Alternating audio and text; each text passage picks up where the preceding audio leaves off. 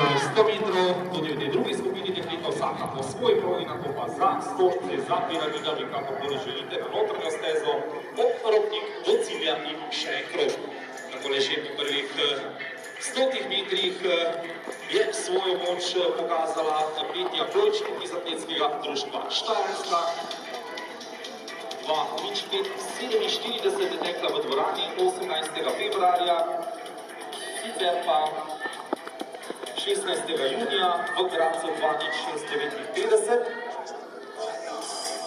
Dekle, ki ima normo za nastop na Evropskem prvenstvu, tako v teku na 400, kako tudi v teku na 800 metrov. Petja Plojčnik se je takole že po prvih 300 metrih pritekla lepo, varno prednost, vendar mislim, da Petja danes gre na rezultat, ki tako skušala seveda v solo teku poteči sama, kar najhitreje se bo dalo takole prehod 1:01:10, 1:01:10, Zoja Ikić na drugem mestu, pa na tretjem mestu, Ana Zolski Sestega Kladivarja.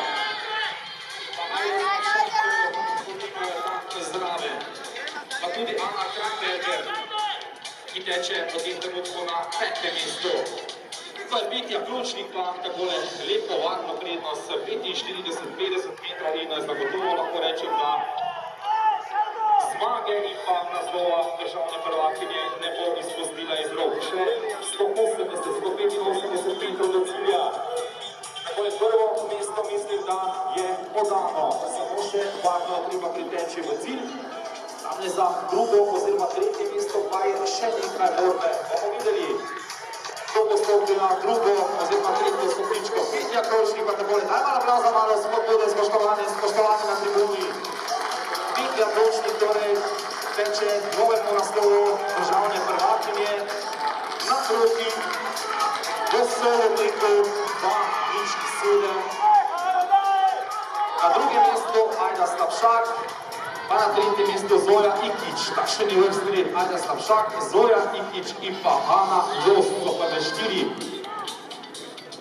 dekleta, pa Nina Rotar, Ana Kramberger in tako naprej in tako naprej.